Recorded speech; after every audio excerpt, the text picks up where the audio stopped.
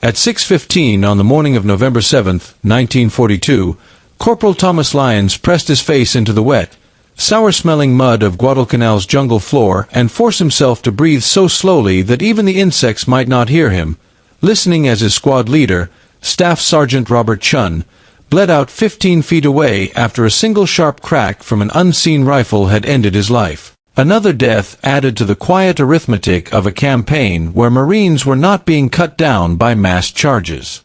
or roaring artillery but erased one by invisible men who seemed to fire and then dissolve into the foliage, and Lions, only 23 years old and already carrying the weight of months of terror, knew that 12 men from his platoon were already dead from sniper fire and that 73 Marines across Guadalcanal had been killed the same way in just 2 weeks, always according to the same chilling pattern. Marines advancing through kunai grass or jungle shadow, a lone crack from a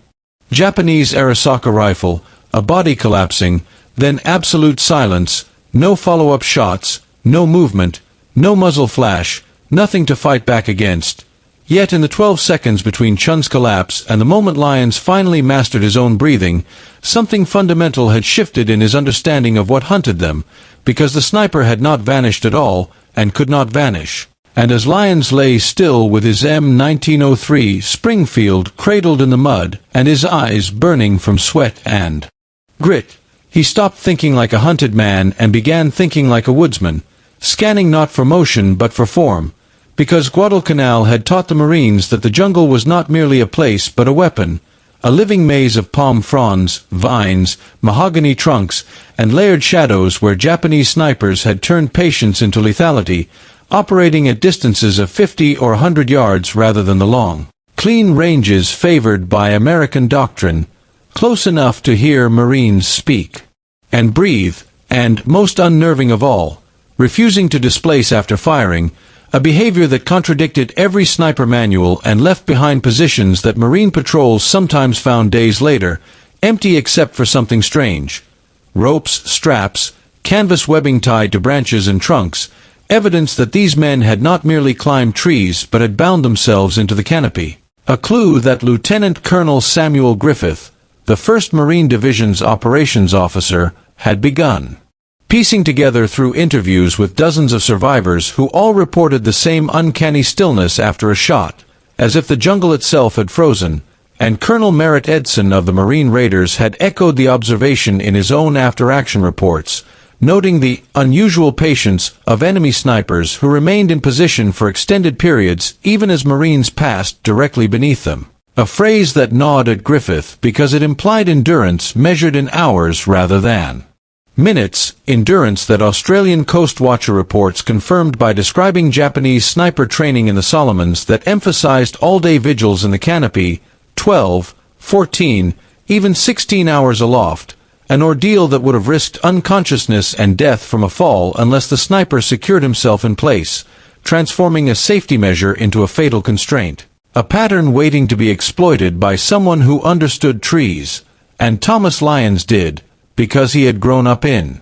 Oregon's timber country, the son of a logger who had taught him to read forests as three-dimensional spaces where danger and opportunity lived above as much as below, where human bodies moved differently from branches and leaves, where even the best camouflage could not erase proportion, and now, lying motionless under a cathedral of green 60 feet high and riddled with hundreds of potential firing points within 100 yards, Lions stopped searching for a man and began searching for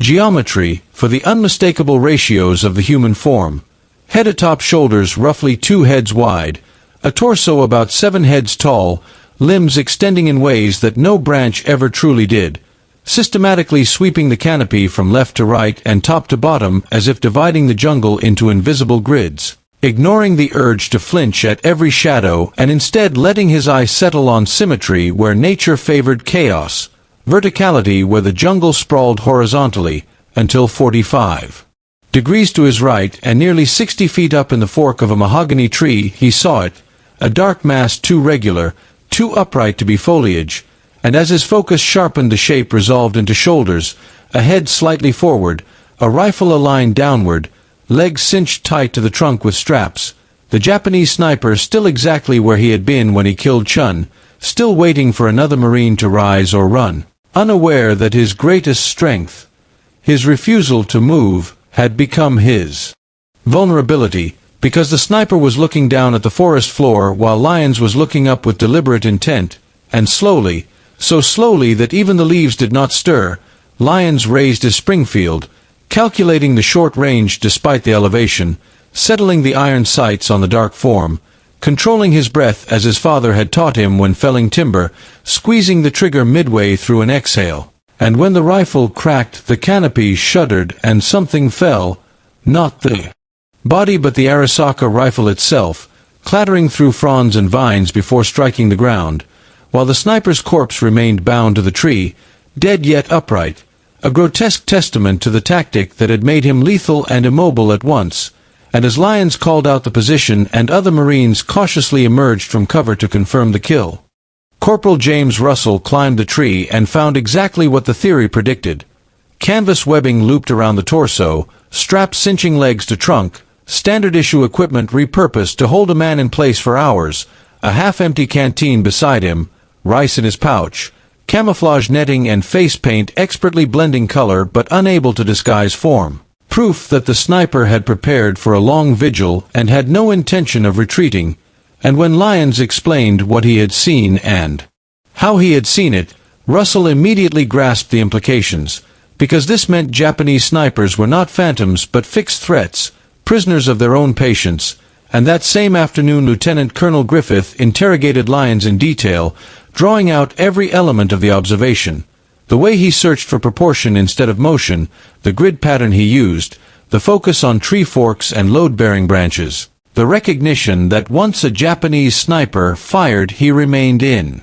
place, and within 48 hours Griffith distilled those insights into a 3-page tactical brief distributed across the 1st Marine Division, instructing rifle companies to search the canopy rather than the ground, to look for human geometry instead of movement, to remember that tree-based snipers were tied in and could not easily relocate. A deceptively simple shift in perspective that produced immediate results when implemented on November 9th near the Matanico River and around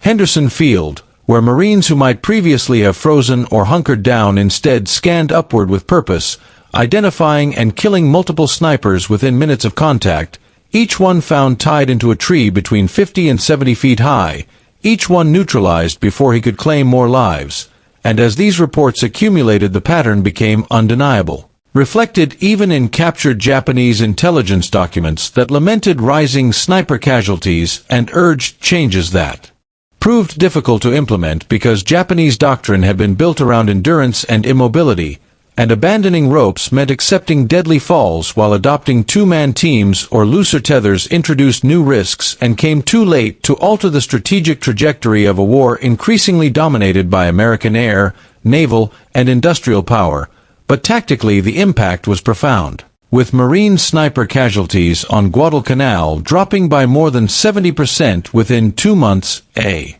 mathematical testament to the power of observation and adaptation. And as Griffith's brief spread beyond the island to later campaigns at Bougainville, Tarawa, Saipan, and Peleliu, and into Army jungle warfare manuals by 1944, the insight born from one corporal's moment of clarity became institutional knowledge, saving lives across divisions and years even as Thomas Lions himself continued to fight, surviving Guadalcanal and Cape Gloucester, rising to sergeant, landing again with the 1st Marine Division at Peleliu in September 1944, where he was killed by Japanese artillery near Bloody Nose Ridge at the age of 25, his life cut short but his contribution enduring, uncelebrated at the time and absorbed anonymously into doctrine until decades later when historians revisiting Guadalcanal identified November 7, 1942 as the turning point in counter-sniper operations and finally attached Lions's name to the method, a recognition formalized in 2012 with the dedication of the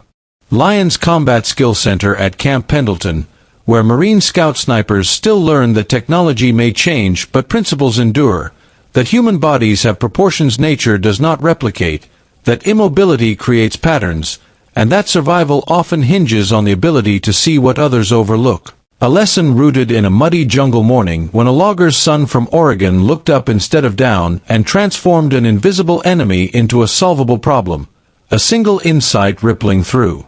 6 divisions, 27 months of combat, and generations of military training, proving that in a campaign that cost 7,000 American lives and whose strategic necessity remains debated, the immediate value of any tactic lay in whether it helped men live through the next hour, and Thomas Lions' discovery did exactly that. Not by ending the sniper threat, but by restoring balance to a fight that had felt one-sided, giving Marines a method, a system, and a way to confront fear with. Understanding, a reminder that wars are shaped not only by grand strategies and famous generals, but by quiet moments of perception when an ordinary soldier recognizes a pattern and acts on it,